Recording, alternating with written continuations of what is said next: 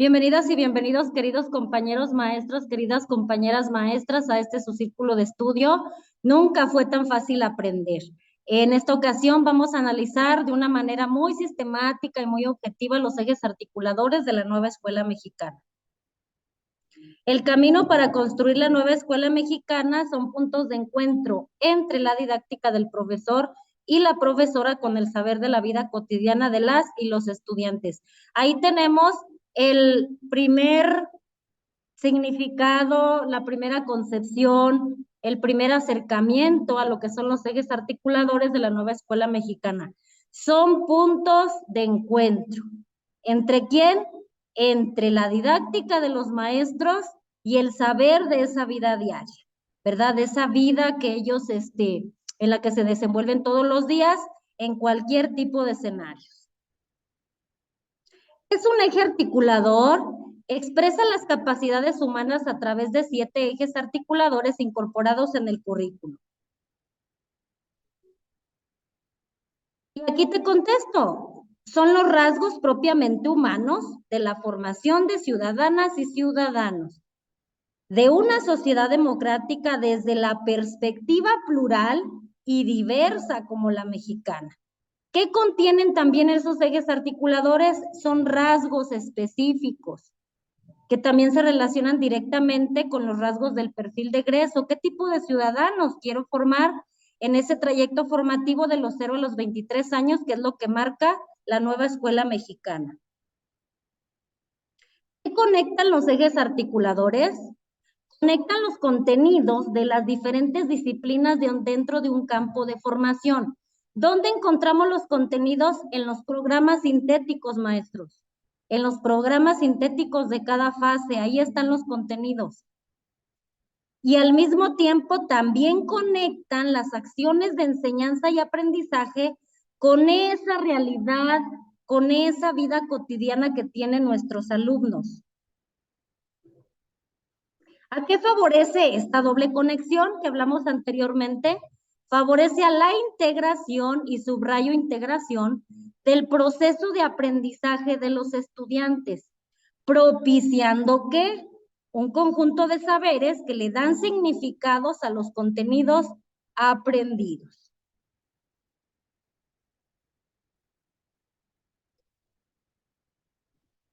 ¿Cuál es la estructura curricular? Pues vamos a analizar este esquema.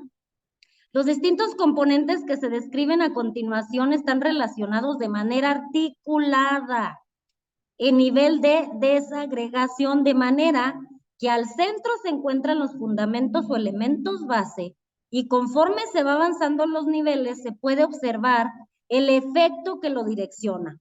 Tenemos al centro el perfil de egreso, que son los aprendizajes y la comunidad. Tenemos los ejes articuladores, que son los que estamos analizando en este momento. De ahí nos vamos a los campos formativos, a los propósitos por fase, pero ya por cada campo formativo, y luego nos vamos a los contenidos y a los saberes. Los ejes articuladores del currículum de la educación básica.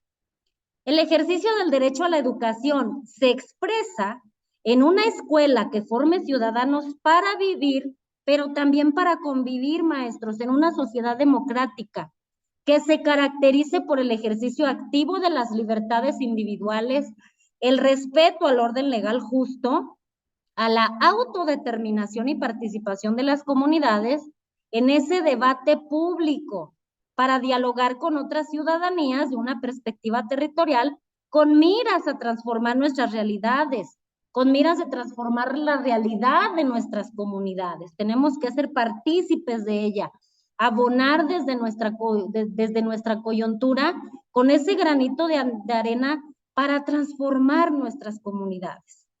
A la gente que la integra, de querer ver en ellos que también se superen, que sigan adelante, de ir de la mano con ellos, ser empáticos con lo que pasa en nuestras comunidades. La democracia está estrechamente relacionada con la justicia que pueden percibir los ciudadanos, quienes son los principales responsables de juzgar su funcionamiento de acuerdo con el bienestar en sus condiciones materiales de vida, gozar de salud y educación, vivir una vida libre de violencia, de exclusión, de racismo, de hambre, de machismo, de discriminación, de cualquier tipo de discriminación, maestro y maestra. Además de poder participar en las decisiones de interés público y gozar de un ambiente sano en la escuela, en la comunidad, en la familia y en el escenario en el que él se desenvuelva. El currículo con los ejes articuladores que permite, maestro y maestra. Bueno, permite pensar el trabajo docente y el trabajo de aprendizaje. Es un proceso en el que estamos involucrados, maestros, con todo lo que conlleva la práctica educativa y también el rol del alumno. Pero aquí lo vamos a ver como un diálogo permanente con la realidad más allá del aula, más allá de las barreras de la escuela, que no es otra cosa que lo que él vive día a día en sus comunidades, en los espacios escolares y en los lugares de la comunidad. Los ejes articuladores, ojo aquí, maestro y maestra, te contesto la primera interrogante, son puntos de encuentro entre la didáctica del profesor y la profesora con el saber de la vida cotidiana entre las y los estudiantes, lo que requiere que se pongan en juego diferentes situaciones de enseñanza que relacionen su interés con el contenido, eje articulador, para que puedan otorgarle un significado personal verdaderamente significativo. La confluencia de los ejes articuladores y los contenidos de los campos formativos conforman un núcleo integrador, maestros y maestras. ¿De qué? Del trabajo didáctico, creando temas de reflexión, ejemplo, como el maltrato animal, los poderes de los superhéroes y su relación con la ciencia, o el papel de la pandemia en el entendimiento del suicidio infantil y juvenil, etcétera, etcétera. El planteamiento curricular de la educación básica se estructura a partir de un conjunto de ejes articuladores que refieren a temas de relevancia social que pueden abordarse en más de un campo formativo, ojo ahí, y con los contenidos específicos de cada fase, esto ya viene en los programas sintéticos, grado, nivel y modalidad educativa. La definición de los ejes articuladores tiene como perspectiva una educación que coloca en el centro de los procesos educativos a la comunidad territorio, aunque no olvidemos que el interés superior son las niñas, niños, adolescentes y jóvenes, cuyo principio pedagógico se basa en la elaboración de proyectos dirigidos a la justicia social y la solidaridad en el entorno.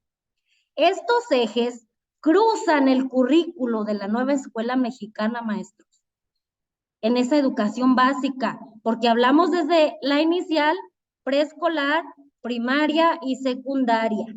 Ese es todo el trayecto. Los campos formativos de la educación básica incorporarán en sus enfoques y contenidos uno o más ejes articuladores. Si ustedes pueden ir aquí en este mismo canal, hay un video donde les muestro así a grosso modo y de manera muy general el contenido de los escenarios aula, escuela y comunidad, y ahí podemos ver en los libros de texto de la nueva familia de primer grado, vemos que al inicio de cada proyecto hay una simbología que dice campos formativos y que viene coloreado el indicado de acuerdo a la metodología que se va a usar. Y también vienen coloreados en la parte de abajo, en la simbología, el eje articulador que se va a trabajar en ese campo formativo, en ese proyecto en particular. Entonces hay que ir relacionando dónde encontramos los campos formativos y los ejes articuladores en los libros del alumno. Ahí se encuentran. La pertinencia de trabajar uno u otro eje articulador en conjunción con los contenidos. Ya lo deciden las maestras y los maestros de acuerdo con sus saberes y experiencias pedagógicas. Recordemos aquí que nos está haciendo la connotación de la autonomía curricular. En esas experiencias pedagógicas, sociales, culturales y comunitarias, de modo que lo propuesto en el currículo sea un referente para el magisterio y los estudiantes. Existe también una correspondencia entre el proceso de enseñanza y aprendizaje y los libros de texto, de modo que reflejan la incorporación de estos ejes articuladores en la formación de las niñas, niños y adolescentes. Y es lo que yo les hago mucho hincapié. Ahí al inicio de cada proyecto en los libros de texto del alumno, viene ya la simbología de qué campo formativo y viene coloreado, se va a trabajar, y viene qué ejes articuladores también coloreados se van a trabajar en ese proyecto. Tenemos 7 ejes articuladores. Primero tenemos la inclusión, que garantiza el derecho efectivo a la educación de niñas, niños, adolescentes en igualdad de oportunidades con énfasis a la atención de la diversidad. Y ahí en la diversidad, claro, entran los grupos de la minoría, en esa justicia social que pretende la nueva escuela mexicana, pero también en la diversidad entramos todos. Número 2, segundo eje articulador, pensamiento crítico, propiciar un desarrollo gradual de capacidades para entender y analizar la complejidad del mundo inmediato. Que el pensamiento crítico, maestras y maestros, si lo entendemos y lo vamos madurando en nuestras aulas, en esos ambientes alfabetizadores, un niño que empiece a madurar en ese pensamiento crítico se va a abrir al abanico, al reconocimiento y a la apropiación de los demás ejes. Va a incluir, va a tener esa interculturalidad crítica, esa igualdad de género la va a respetar, va a potencializar el área en cada una de ellas, va a identificar la vida saludable en sí mismo como un proyecto inacabado, como una autorrealización, pero también en ese ejercicio va a ayudar a los demás, a abrir esa conciencia en la vida saludable. Se va a abrir a la lectura y a la escritura y al acercamiento de las culturas y va a tener una apreciación más sensible de las artes y de esas experiencias estéticas. Todos son importantes, todos los ejes articuladores, pero desarrollemos en nuestras niñas, niños y adolescentes esa necesidad de tener e ir desarrollando, ir puliendo ese pensamiento crítico.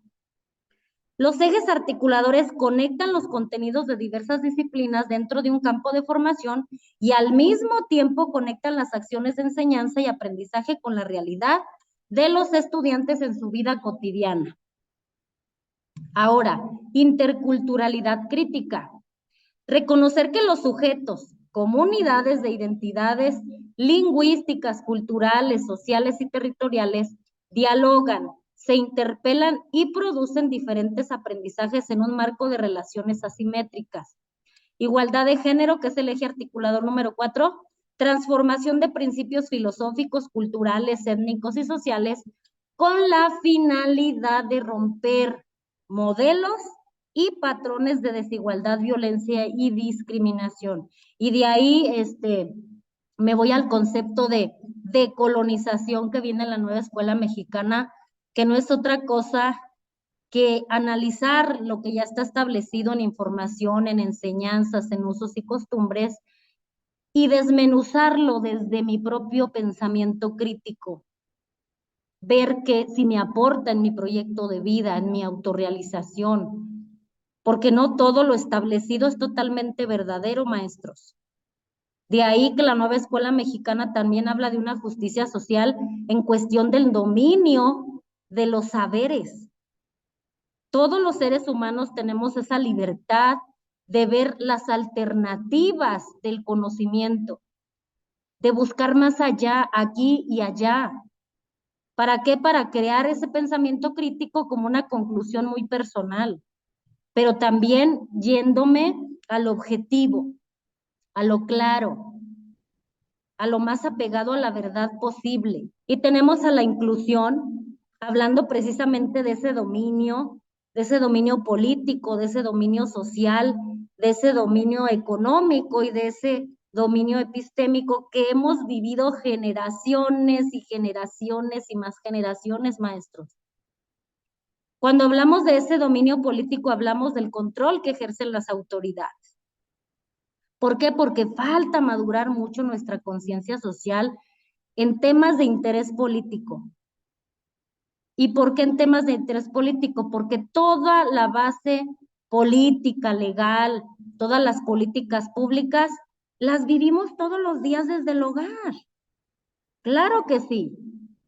Entonces tenemos que ir madurando en nosotros como maestros ese sentir para poder transmitirlo a las futuras generaciones.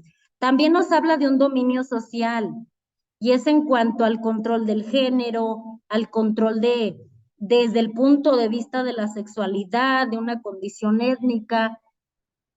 Entonces tenemos que buscar un punto de equilibrio en este dominio social e ir enseñando a nuestras niñas, niños y adolescentes precisamente verlos desde un punto de vista inclusivo, donde haya empatía, donde haya ese sentido humanista por el otro. Y aquí en el dominio económico no es otra cosa más que el dominio del dinero, maestros. El que más tiene explota al otro. Hay una explotación humana físicamente, pero también emocionalmente. El dominio epistémico es el control de conocimiento y aquí resulta muy interesante, porque cualquier persona que tiene un conocimiento más elevado tiende a controlar al otro en diversas áreas. Entonces no olvidemos que la puerta del saber es el conocimiento. Entonces vayamos madurando nuestros alumnos en ese sentir de que vayan a las instituciones por la pasión por aprender, no solamente por ir y que me pasen asistencia, no solamente por ir y cumplir con un día de trabajo en la escuela, no solamente acudir porque no me quiero quedar en casa, sino que ellos vayan con esa pasión y con esa garra por aprender. ¿Quién le puede inculcar ese sentir al alumno? El maestro. Entonces, la inclusión asume la diversidad como condición y punto de partida de los procesos de enseñanza y de aprendizaje, en la que la implementación de estrategias de habilidades y conocimientos por parte del o el estudiante le permite adaptar los contenidos a esta diversidad sin etiquetar ni categorizar. Este eje articulador de formación que pretenda una educación incluyente de carácter decolonial sugiere desarrollar procesos formativos y relaciones pedagógicas que permitan comprender durante la educación básica la lógica colonial que opera nuestra experiencia humana de todos los días. Garantiza el derecho efectivo a la educación de niñas, niños y adolescentes en igualdad de oportunidades, de ir a pensamientos o a conocimientos más significativos, de ir a ese pensamiento crítico que tanto necesitamos en las escuelas. Y aquí viene el término que yo les comentaba anteriormente, la palabra de colonizar. El conocimiento del currículum, de colonizar el conocimiento del currículo, debe hacerse a nivel epistemológico. O sea, desde el conocimiento tenemos que entenderlo, apropiarlo, saber interpretarlo, saber aterrizarlo al quehacer de todos los días de nuestras niñas, niños y adolescentes, que deriven un pensamiento crítico aprendido desde las aulas, desde preescolar, yo diría que hasta desde inicial, en un sentido profundo que favorezca la inclusión de las diferencias. ¿Qué es el pensamiento crítico? Desarrollo gradual de capacidades para entender, analizar y analizar la complejidad de su mundo inmediato. Y desde ahí viene algo realmente interesante, entender. Entenderme primero yo, y hablo desde el punto de vista de un alumno, entenderme primero yo, quién soy, qué pensamientos tengo, qué costumbres tengo heredadas, qué usos a través de las generaciones me han inculcado en la institución familiar, quién soy yo. Cuando entro a esa introspección del yo, puedo ir madurando el pensamiento crítico. Hay que irnos conociendo y enseñar a nuestros alumnos a conocerse a ellos mismos desde la neurociencia, desde procesos psicolingüísticos, desde el análisis de funciones cerebrales, de dónde se originan los pensamientos, las ideas, cómo se van modelando prejuicios, cómo romper prejuicios, cómo romper con paradigmas que me han heredado generación tras generación, y así puedo seguir, maestros. Pero es hermoso empezar por una introspección. Primero yo. Cuando empiezo en ese ejercicio de conocerme a mí mismo, o sea, visto desde la postura de un alumno, ahora comprendo lo que hay fuera de mí, que es la realidad, cómo la interpreto, cómo puedo manejarla, cuál es mi rol, etcétera, etcétera. Lo crítico se entiende, fíjense aquí, ya hablamos de pensamientos, como si estuviéramos separando. Pensamiento ahora crítico. ¿Qué es crítico? Lo crítico se entiende como la recuperación del otro desde la diversidad. Es fundamental para la formación de una ciudadanía con valores democráticos y una justicia social. Interrogar la realidad y oponerse a la injusticia, la desigualdad, el racismo, el machismo, la homofobia y todas aquellas formas que excluyen e invisibilizan a los otros y que pasan inadvertidas por considerarse, entre comillas, normales. Y es ahí donde viene también la decolonización de los prejuicios, para que en realidad son construcciones históricas, pero en realidad son construcciones históricas que se generaron a partir de diversas formas de explotación y lo normalizamos, un control del trabajo y unas relaciones de género. Las capacidades para el desarrollo de un pensamiento crítico. Primero, construcción de un pensamiento propio. Desde ahí inicia el ejercicio y la tarea que tiene que realizar el maestro en ayudar a los niños a construir un pensamiento propio. ¿Cómo? ¿Bajo qué supuestos? ¿Bajo qué aseveraciones? ¿Con qué elementos? Vamos a desmenuzar tu pensamiento. ¿Es un pensamiento correcto? ¿Es un pensamiento armado con conciencia o viene desde la emoción? Número 2, el empleo de los lenguajes. Recordemos que, como dice Jetta Goodman, que nos habla sobre los procesos psicolingüísticos, vamos a conocer el pensamiento crítico del niño o esa madurez en ese proceso hacia el pensamiento crítico a través de su lenguaje. El lenguaje no es otra cosa más que la pista de aterrizaje de la organización de esas estructuras mentales o cognitivas, de la forma en que él está estructurando su mensaje hacia cierto destinatario.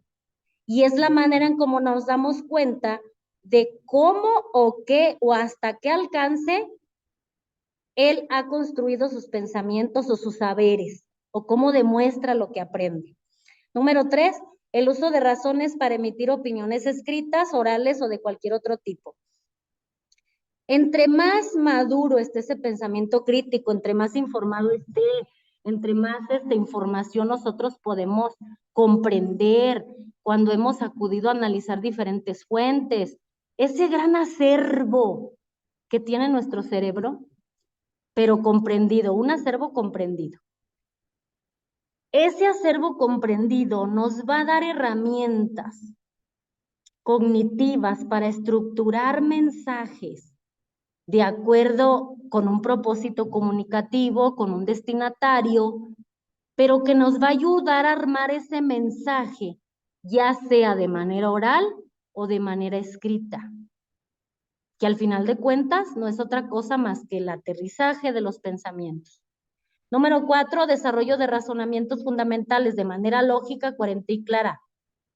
Cuando nosotros damos razonamientos fundamentales, nos alejamos lo más posible de lo que son las emociones, porque las emociones muchas veces obstruyen en la toma de decisiones, obstruyen para ver una idea clara y objetiva. Entonces vamos a verlo todo desde el conocimiento, todo con base a una toma de decisiones crítica, cuando previamente ya fue analizada. Y de ahí el supuesto de que tiene que ser lógica, coherente y clara. 5, Sensibilidad a las condiciones y circunstancias específicas del contexto. Aquí vemos de manera intrínseca, maestros y maestras, el sentido humano. El pensamiento crítico le va a abrir esa empatía, esa necesidad de entender a los demás, de ayudar al otro, de jalarlo de la mano. ¿Sabes qué? Vámonos por aquí.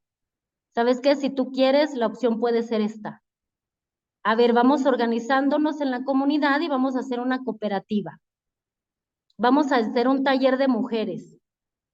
Vamos a abrir un grupo para alfabetizar cada vez más y más a nuestros miembros de la comunidad. Hay esa sensibilidad por el otro. 6, desarrollo de la curiosidad para elaborar hipótesis y establecer vínculos. Cuando una persona, un niño, una niña, un adolescente, va por ese camino del pensamiento crítico, siempre va a tener curiosidad por explicarse el porqué de las cosas. Siempre. Viéndolo desde la ciencia, ¿verdad? Como viéndolo desde esa formación científica básica, está la curiosidad por los fenómenos, por la naturaleza, pero también está la curiosidad por los fenómenos sociales, económicos, culturales, pero también está la necesidad o la curiosidad de conocerse a sí mismo, de cómo encontrar esa armonía. Número 7, capacidades de búsqueda, de selección, de organización y presentación de distintos tipos de información. En el camino de ese pensamiento crítico, él va a ir madurando la capacidad de búsqueda. Va a ir diciendo, esta información realmente me sirve, esta no, va a discriminar una, va a obtener otra, va a buscar otros conocimientos alternativos, como lo dice la nueva escuela mexicana. Va a tener formas, maestros, de organizar su discurso, hablando, neurológicamente hablando, va a tener la capacidad de organizar su discurso de tal manera que así como quiere que sea entendido, así se entenderá por el otro. Tiene ese vínculo, esa capacidad de organizar su pensamiento y que el otro lo entienda. Porque tiene la capacidad de dirigirse a diferentes auditorios, con diferentes personas, en diferentes situaciones y en diferentes momentos. Número 8, disposición para valorar críticamente las ideas, las creencias y valores propios y reconocer el valor de los puntos de vista de los demás. Él valora, critica, con todo respeto, las creencias y los valores propios. Por lo regular, él no va a querer cambiar de inmediato a los demás, va a cambiar él mismo, se va a analizar él mismo. 9, reconocer la necesidad de comprender la realidad del otro como principio ético de una relación en su diversidad. 10, comparar situaciones análogas para transferir lo aprendido a otros contextos. Y 11, leer de manera crítica, analizar y aclarar textos profundizando en sus múltiples interpretaciones. Y en ese amor por la lectura, ¿verdad? Uno se apropia de lo que dice el autor, tiene la capacidad de ir reeducando sus pensamientos e ir enseñando a otros. La interculturalidad crítica nos dice que las culturas son matrices dinámicas y complejas de producción de imaginación, de creencia, de comprensión, de interpretación y de acción de las personas y los grupos. Construyen e interiorizan para dar sentido y razón a su vida, a su comunidad y a los contextos geográficos y sociales en que habitan. Reconoce que las relaciones de género, de etnia, de clase, de sexo, de territorio y de cultura, de lengua, de capacidad, que se presentan en los espacios escolares, se expresan en relaciones de poder que se entrelazan y determinan de manera desigual y asimétrica. Construye diversos vínculos con la realidad, en cuya interacción se pueden erigir otras formas de relación con el mundo, considerando de manera efectiva la interacción simétrica con diversas culturas, saberes y lenguas. El eje articulador crítica permite a las niñas, niños y adolescentes desarrollar subjetividades sensibles y capaces de indignarse ante la violación de los derechos de los otros. De ahí la necesidad de ser empáticos. De ahí el sentido del humanismo, de entender al otro desde mi perspectiva, apoyar al otro, encaminarlo, informarlo, establecer un diálogo de saberes para escuchar a las culturas y pueblos hasta ahora invisibilizados o discriminados del currículo oficial. Y claramente así sucede hasta el día de hoy. Esta es una parte de la justicia social que demanda la nueva escuela mexicana y es un punto muy positivo, visto desde el humanismo, claro está, y visto desde la inclusión. Desarrollar una ética de diálogo cimentada en valores, construir proyectos de servicio e intercambio solidario entre la escuela y la comunidad y territorio, formarse como ciudadanos de una democracia intercultural que articule tanto las formas occidentales como las indígenas de participación, aprendan y realicen interacciones cognitivas, simbólicas y prácticas con personas con diversos conocimientos para construir un diálogo de saberes, aprender a desarrollar un diálogo con la naturaleza que derive de la construcción de una ética y normas de cuidado de sí mismo y del medio ambiente. Vida saludable permite a las y los estudiantes comprender el entramado de relaciones entre el medio ambiente y la dinámica social, económica y cultural de las comunidades urbanas y rurales, el impacto de las acciones que se desprenden de dichas relaciones y la consecuencia en la salud individual y colectiva. O sea, que no solamente es consciente de sí mismo, sino que también ayuda a otros. Coadyuva el aprendizaje de formas saludables del cuidado de su cuerpo, es consciente de él, hace un proyecto individual y aprende a cuidarse a sí mismo, propiciando formas de relación simbiótica entre la vida comunitaria del ser humano y el entorno natural en el que habita. Propicia la conciencia, y a mí me encanta esa palabra conciencia, y acciones a tomar por las niñas, niños y adolescentes respecto a su salud mental. El cuerpo es importante, por supuesto que sí, pero también la autogestión de nuestros pensamientos y de nuestras emociones. Saber cómo identificarlas, cómo analizarlas desde fuera, cómo ordenarlas, porque recordemos que todo pensamiento nos lleva a una acción, toda emoción nos lleva a una acción. Entonces es necesario atender también nuestra salud mental. Y de los demás, la cual se relaciona con factores biológicos, psicológicos, culturales y sociales que se conectan en el momento del desarrollo físico, afectivo, mental, lingüístico y sexual, entre otros. Una educación que oriente a las niñas, los niños y los jóvenes a responsabilizarse, y vamos a subrayar, responsabilizarse, y para eso hay que habituarlos, hay que tener hábitos todos los días desde la escuela, que hagan ejercicio, que coman saludable, que sepan discriminar entre lo saludable y lo procesado, de llevarlos de la cultura de la enfermedad, porque todo lo que nos venden propicia la enfermedad. Hablemos desde la cultura de la salud, comer saludable, cuidar mi cuerpo, y no como un lujo, o no solamente una locura de cuantos, sino como una forma de vida. Eso me va a ayudar a mí a ser más consciente en mi autorrealización personal y luego en la medida que yo vea resultados, voy a ayudar a los otros, por los otros y por las otras. Y ahí vemos también el sentido de la inclusión, que los faculte para tratar éticamente el resto de los miembros de la comunidad, para socializarse y responsabilizarse con sus creencias y necesidades, y buscar en su seno la realización como sujeto social, político, económico, cultural, es lo que permitirá fomentar y profundizar prácticas y pensamientos orientados a la vida saludable en la comunidad.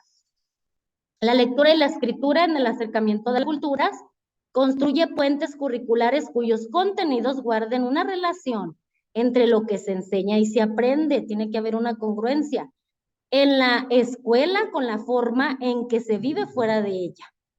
Hay una congruencia, hay una relación muy estrecha, totalmente estrecha, diría yo, entre lo que se enseña y se aprende y cómo se vive dentro este proceso en la escuela y en la comunidad. La propuesta didáctica parte de la experiencia de las maestras y los maestros y se vincula de la escuela a la sociedad a través de proyectos de servicio a la comunidad, que son los que vemos en los 3 escenarios: escenario escuela, escenario aula y escenario comunidad o escenario comunitario. que son los libros de texto de esta nueva familia, de esta nueva propuesta curricular 2022 de la nueva escuela mexicana. La formación de lectores y promoción de la lectura promoverá un acercamiento a la realidad, y desde ahí ya es asombroso este eje articulador, un acercamiento a la realidad. Aquí vemos también de manera intrínseca el pensamiento crítico. Tiene que tener desarrollado ese eje articulador como forma de vida, el pensamiento crítico, como herramienta cognitiva o metacognitiva. ¿Para qué? Para que le permita acercarse, entender, comprender, traducir lo que pasa todos los días en su comunidad y encontrar replanteamientos, soluciones a las problemáticas. Y si nos vamos a un tipo de texto, lo va a desmenuzar, lo va a entender, lo va a comprender, va a apropiar lo que le sirve y va a discriminar lo que no le sirve. En ese ejercicio de autorrealización, la importancia de la lectura es esencial para alimentar el pensamiento crítico, para ver a la diversidad desde el sentido en que debe ser visto, a la inclusión, a la vida saludable, a todos los ejes articuladores. El desarrollo de capacidades de reflexión y espíritu crítico. Ahí tenemos nuevamente el pensamiento crítico. Un proceso de interacción entre el texto y el lector. Es como si se unieran sus pensamientos del autor y el lector. Es como si vieras a través de sus ojos lo que él vio, cómo interpretó para escribir esa realidad, qué sintió. Un enfoque comunicativo a través del texto literario, desarrollo de la identidad y las emociones, la necesidad de promover el goce de distintos tipos de lectura, formar estudiantes sensibles y autónomos. Ejes articuladores, artes y experiencias estéticas. Decíamos al inicio, hablábamos de una palabra que es la sensibilidad. Valora la exploración sensible del mundo al reconocer y recuperar el valor formativo de las experiencias estéticas y artísticas. El arte, yo siempre lo he dicho, alimenta el alma.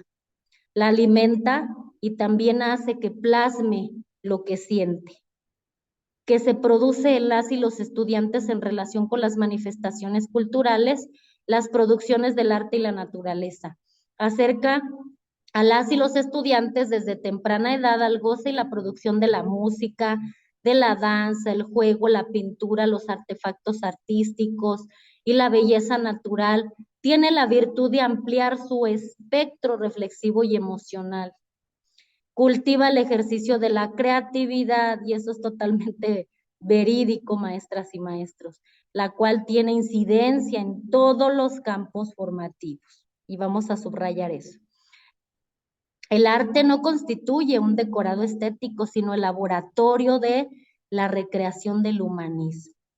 Fíjense nada más, en nuestro cerebro tenemos ese laboratorio de recreación del humanismo y lo plasmamos en las diversas manifestaciones artísticas y culturales y estéticas, como un modo sensible común, como un modo de conocer, de producir, de distribuir y de inscribir. Igualdad de género, la escuela junto con la estructura familiar es el espacio más significativo de socialización que atiende a invisibilizar prácticas y violencias hacia las mujeres, desde la educación preescolar a la educación superior. El aula es el lugar en donde se legitiman y asumen y reproducen las reglas sobre las identidades, los cuerpos, las capacidades. Entonces vemos que es un espacio de organización social, pero que también existe fuera de la escuela. Por eso es necesario promover, maestros y maestras, actividades que introduzcan la cultura femenina en la dinámica social. Se legitiman los saberes de las niñas y adolescentes y se rompe la dicotomía entre lo masculino y lo femenino. No te olvides, querida maestra y maestro, suscribirte a nuestro canal, darnos like y darle clic a la campanita de notificaciones para que YouTube te avise sobre cada producto que estamos subiendo. Y no olvides descargar esta presentación junto con el audio aquí en la cajita de descripción.